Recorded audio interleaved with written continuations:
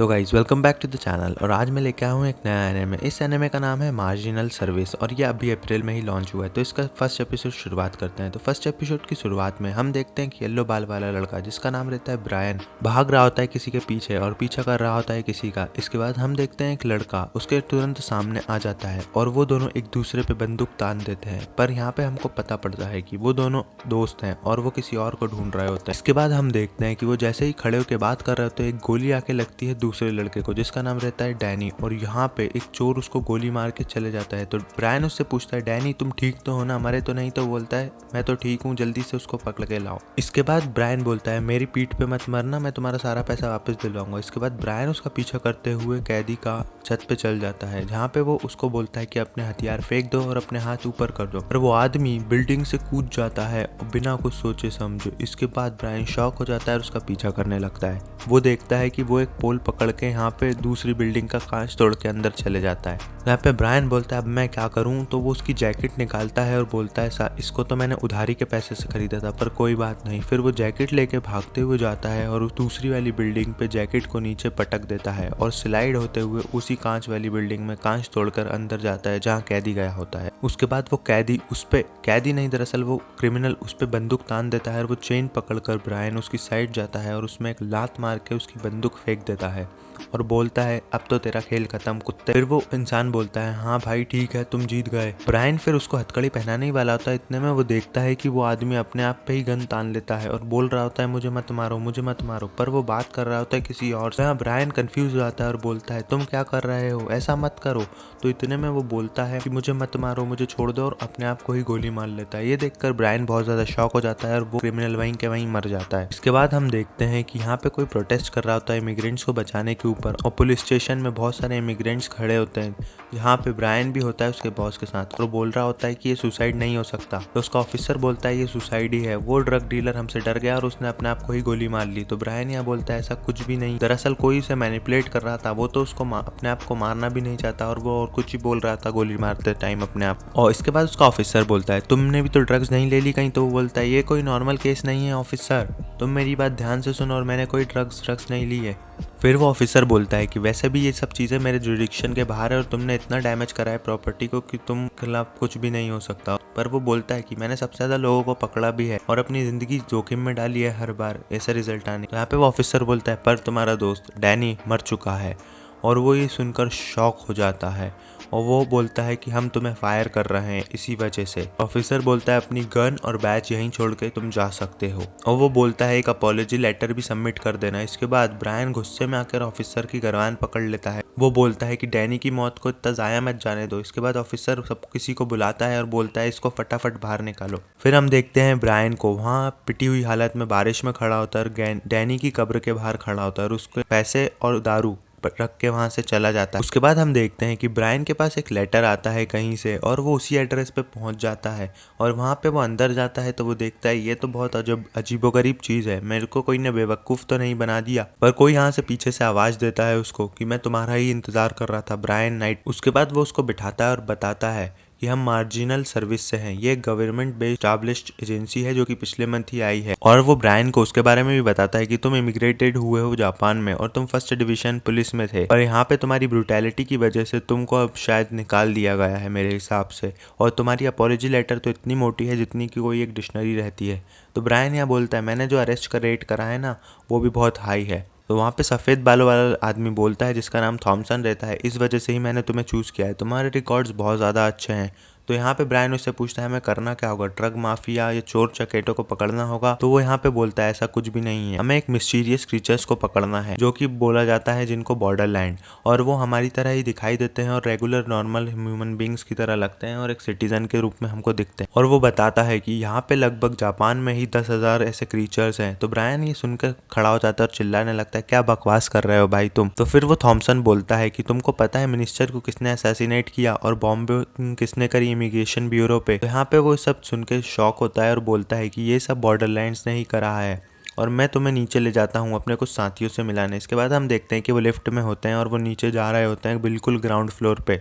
और ground floor पे पहुंचने के बाद थॉमसन उससे बोलता है मार्जिनल सर्विस में तुम्हारा स्वागत है, जहाँ पे हम देखते हैं 4 लोग ऑलरेडी बैठे हुए होते हैं अपना अपना काम कर रहे होते हैं। तो वो ब्रायन को इंट्रोड्यूस करके बोलता है ये ब्रायन है हमारा नया टीममेट। इसके बाद हम देखते हैं अलग अलग बंदे वहाँ पे कुछ बैठ के काम कर रहे होते हैं, कुछ आराम कर रहे होते हैं और कुछ पी रहा होता है। एक बॉडी बिल्डर होता है जो जिम कर रहा होता है, एक लड़की भी होती है जो कंप्यूटर के आगे बैठी हुई होती है और वो ब्रायन उनसे पूछता है क्या तुम सब भी नॉर्मल ह्यूमन बींग्स हो या फिर क्रिएचर्स ही हो।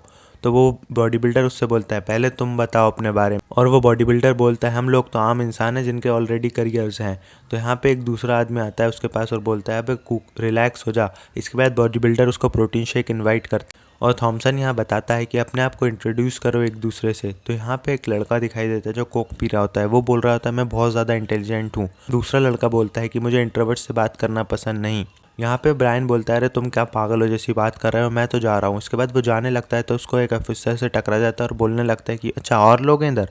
यहाँ पे वो ऑफिसर उससे बोलता है ये बंदा कौन है। तो थॉमसन उसको बताता है कि ये नया रिक्रूट है। तो यहाँ पे वो ऑफिसर उससे बोलता है मेरे रास्ते से हटो। तो ब्रायन भी बोलता है तू हटना मेरे रास्ते से और उसकी कॉलर पकड़ के बोलता है तू एक बुढ़ाऊ है और मेरे से तेज चल रहा है। तो बुढ़ाऊ उसको उठाता है और दमीज देता है टेबल पे। जिसके बाद वो उसको दिखाता है ड्रग्स और बोलता है ये कोफू करके ड्रग्स है और ये लेजेंडरी मैजिक मशरूम से बनती है और ये हमको मिलती है एज़टेक के रिचुअल्स में। और ये स्पेशल टाइप के मशरूम्स हैं जो स्पेशल एरिया में ही ग्रो होते हैं। और बॉर्डरलैंड्स ये टेररिस्ट ऑर्गेनाइजेशन है जो इसकी ड्रग डीलिंग में इन्वॉल्व है। और फिर ब्रायन उससे पूछता है मुझे अच्छे से बताओ सब कुछ। तो वो ऑफिसर बोलता है तुम तो जा रहे थे ना तो चले जाओ ना यहाँ से। तो इस पर ब्रायन बोलता है अब मेरा जाने का कोई प्लान नहीं है। इसके बाद हम अगले कट में देखते हैं कि वो दोनों एक कार में बैठे हुए होते हैं और यहाँ पे ब्रायन पूछता है कि मेरा पार्टनर अभी मारा गया हाल ही में, क्या वो भी ड्रग केस था। तो यहाँ पे पूछने लगता है मॉन्स्टर जैसी चीज़ें क्या असली होती है। तो यहाँ पे ऑफिसर बोलता है वो मॉन्स्टर नहीं बॉर्डरलैंड्स हैं, उनको बॉर्डरलैंड्स ही बोलो और वो एक ऑर्गेनाइज होते हैं, उनका पर्पस वही हो सकता है जो एक इंसान का होता है। तो यहाँ पे ब्रायन उससे बोलता है तुम्हारा बिहेवियर भी मेरे बाप की तरह ही है, वो भी सबको नीचा दिखाने पे तुला होता था। तो ऑफिसर बोलता है वो तुम अपने बाप से ही बोलना, यहाँ पे इन्वेस्टिगेशन करना है आए हम। उसके बाद ब्रायन बोलता है मैं उसको पंच करने के लिए ही डिटेक्टिव बना हूँ, मैं जो इतना भी पता है कि वो कहीं पे ड्रग पोजीशन में पकड़ा गया होगा। तो इतनी देर में वो एक बार के बाहर पहुंच जाते हैं और बार के अंदर जाते हैं। तो वहाँ पे ब्रायन उससे बोलता है तुम क्या कर रहे हो, अगर हम इन्वेस्टिगेशन कर रहे हैं और बार में है तो कम से कम एक बियर तो पियो। उसके बाद उसका ऑफिसर निकालता है बियर और पीने लगता है, बोलता है मुझे उस बियर की नहीं इस बियर की ज़रूरत है। उसके बाद ब्रायन उससे पूछता है कि तुमको इन्फॉर्मेशन किसने दी। तो वो बोलता है पुलिस के पास तो ये सब नहीं रहता।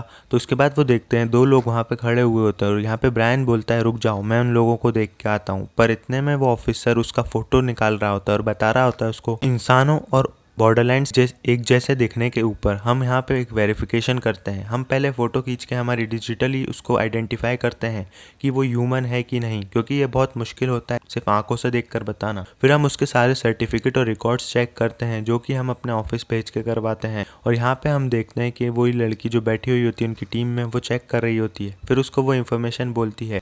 फिर ऑफिसर बोलता है हम अपनी चाल तभी चलते हैं जब हमको कन्फर्म हो जाए कि वो बॉर्डरलैंड है और ह्यूमंस पर हमारी कोई इन्वेस्टिगेशन नहीं होती। इसके बाद ब्रायन देखता है एक आदमी को जो कि शायद उसका ऑफिसर ही रहता है जो कि पुलिस में होता है और वो बोलता है ये एक डीलर है, ट्रक डीलर। तो इसके बाद वो बोलता है ये तो मेरा फॉर्मर बॉस है। इसके बाद ऑफिसर उसको आइडेंटिफाई करता है और बताता है ये तुम्हारा बॉस है पर ये एक इंसानों की तरह रह रहा है और ये एक बॉर्डरलैंड। ये सुनकर ब्रायन शॉक हो जाता है और बोलता है मैं इतनी दिनों तक अपने बॉर्डरलैंड के अंदर काम कर रहा था, ये तो साला इंसान भी नहीं है। फिर बॉर्डरलैंड की कुछ चीजें बताई जाती हैं ऑफिसर द्वारा। तो वो बोलता है ये अलग ही रिलीजियस भाव रखते हैं और इनको इंसानों से कोई मतलब नहीं होता, पर ये इंसानों जैसे ही दिखते हैं पूरे टोटल, और इनकी एक ऑर्गेनाइजेशन लेती है, इसलिए हम अब किसी के भी पीछे भाग नहीं सकते जब तक हम पूरी ऑर्गेनाइजेशन नहीं पकड़ सकते। इतने में ब्रायन जाता है भागते हुए और उस पर बंदूक तान देता है और बोलता है साले हाथ ऊपर कर। ब्रायन से वो बोलता है तुम यहाँ क्या कर रहे हो। तो बोलता है मैं जॉब की तलाश कर रहा हूँ जो तूने मेरे को निकाला था ना। तो वो बोलता है ये बंदूक तो तुमको पुलिस स्टेशन से ही मिली है। तो बोलता है दे दूंगा ना साले वापस, अभी सर्विलेंस पे है ये बंदूक मेरे पास। वो बॉर्डरलैंड हाथ नीचे करके हंसने लगता है और बोलता है तुम मेरा क्या ही कर लोगे, और वो चाकू निकालता है और यहाँ पे ब्रायन पे फुल पावर में अटैक कर देता है। जिसके बाद हम देखते हैं कि ब्रायन उसके सर पे बीचों बीच गोली मारता है और वो यहाँ पे गिर जाता है और ऐसा लगता है बेहोश हो गया। पर वो हंसते हुए बोलता है वाह वाह वाह, तुम्हारा निशाना तो अचूक है, तुम एक तगड़े मार्क्समैन थे पर अफसोस अब तुम जिंदा नहीं बचोगे। इसके बाद हम देखते हैं कि वो शॉक हो जाता है ब्रायन की क्या हो रहा है इधर, ये मरा कैसे नहीं एक गोली में। तो उसके बाद वो उसकी थर्ड ट्रेट बताता है। ऑफिसर जीनो बोलता है कि थर्ड ट्रेट ये है कि इनके स्टैम्प बहुत ज़्यादा स्ट्रांग होता है, जिसकी वजह से इनको आसानी से मारा नहीं जा सकता। तो ब्रायन ये देख के शॉक होता है और वो इतनी देर में बॉर्डरलैंड ऊपर चिपक जाता है दीवार से और अदृश्य हो जाता है। गायब बॉर्डरलैंड को देखकर यहाँ पे ब्रायन शॉक होता है और इतनी देर में वो उसको मारता है एक लात उड़ते हुए, और ब्रायन बिल्डिंग के बाहर कांच तोड़ के नीचे जमीन पे फेंका जाता है, जहाँ पे वो सोचता है ये सब क्या हो रहा है मेरे साथ। और फिर वो नीचे आ जाता है बॉर्डरलैंड और उसकी गर्दन पकड़ लेता है और बोलता है मैं बताओ मैं तुम्हारी गर्दन कैसे तोड़ूं। इतने में हम ऑफिसर जीनो को देखते हैं जो कार भगा के आता है और यहाँ पे उसको उड़ा देता है बॉर्डरलैंड को और अपने ब्रायन को बचा लेता है। और फिर वो बॉर्डरलैंड कार के बम्पर पे टपक जाता है और यहाँ पे दीवार से जाके वो उसको भड़ीक देता है ऑफिसर जीनो और निकालता है एक लोहे की रॉड। तो यहाँ पे ब्रायन भी भागते भागते उसके पीछे आता है और बोलता है साले तूने तो मुझ पे कार ही चढ़ा। उसके बाद हम देखते हैं ऑफिसर जीनो उसको बेरहमी से मार रहा होता है रॉड की पाइप से और खूना खान कर देता है उसको, और हमको लगता है वो मर गया, पर ऐसा नहीं रहता। वो हंसने लगता है और उसके चेहरे पे एक मार्क बनता है, जिसके बाद वो उसका असली रूप में आ जाता है जो कि एक मॉन्स्टर रहता है सच में भी, और एक छिपकली जैसा दिखाई देता है वो। तो ब्रायन तो ये देख के और बहरा जाता है, बोलता है ऐसा कुछ भी होता है क्या, और वो रॉड लेके उस पर हमला करने आता है, पर वो उसको उठा लेता है उसके सर से और यहाँ पे फेंक देता है दूसरी साइड। उसके बाद हम देखते हैं 4 लोग यहाँ पे सूट तगड़े वाले पहन के आ जाते हैं और बोलते हैं हमने हमारे दोस्त की आवाज़ सुन ली, और वो ब्रायन को भी एक बंदूक पकड़ाते हैं और बोलते हैं ये लो यही बंदूक है, स्पेशलाइज हैं जो बॉर्डरलैंड्स को हंट कर सकती हैं और उनको नुकसान पहुंचा सकती हैं थोड़ा बहुत भी। इसके बाद वो भी अपने कपड़े बदल लेता है और ब्रायन ये देख के शॉक हो जाता है और वो सब एक साथ बॉर्डरलैंड पे गोलियां चला रहे होते हैं और नाम बताए जाते हैं। यहाँ पे ऑफिसर का नाम रहता है जीनो स्टॉक, जो कि मैंने आपको पहले ही बता दिया। दूसरे बंदे का नाम रहता है यहाँ पे रॉबिन, और तीसरे बंदे का नाम रहता है जो बॉडी बिल्डर रहता है बोल्ट्स डेक्स्टर। उसके बाद हमारा जो जीनियस था जो बोल रहा था मैं तो बहुत इंटेलिजेंट हूँ, उसका नाम रहता है कूगा, साइरस एंड कूगा। और वो लड़की का नाम रहता है लायरा, जो कि वेरीफाई करती है इंफॉर्मेशन बॉर्डर्स और ह्यूमंस की। उसके बाद हम देखते हैं वो सब एक साथ उसको गोलियां चला रहे होते हैं। यहाँ पे ब्रायन भी फॉर्म में आ जाता है और बोलता है रुक जा साले मैं भी मारूंगा इसको, और गोलियां चलाने लगता है ताबड़तोड़। इसके बाद हम देखते हैं कि बाहर पुलिस खड़ी होती है और बहुत सारे लोग पूछ रहे होते हैं कि भाई साहब इधर क्या हो रहा है। तो वो बताता है यहाँ पे एक सुअर घुसा है जिसको हम मारने का ट्राई कर रहे हैं, तो आप लोग इस जगह से दूर रहो। और उसका नाम रहता है थॉमसन, वही बुड्ढा रहता है अपना जो कि ब्रायन को ऑफर करता है जॉब। के बाद एक बिल्ला भी दिखाया जाता है जिसका नाम रहता है पैक डेस्मोंड, पता नहीं क्या टीम है उठ पटांग सी। उसके बाद वो मॉन्स्टर जमीन पे धड़ाम से गिर जाता है और यहाँ पे ऑफिसर जीनो बताता है कि इनको मारते टाइम हमको ये कम्प्लीटली ध्यान में रखना होता है कि इनका एग्जिस्टेंस किसी को भी पता ना पड़ने पाए। उसके बाद एक बड़े वेपन से हमला करता है जो कि पूरा आग ही आग कर देता है और मॉन्स्टर उसके अंदर शायद जलकर मर जाता है या फिर वो विस्फोट से मर जाता है। इसी के साथ एपिसोड 1 खत्म हो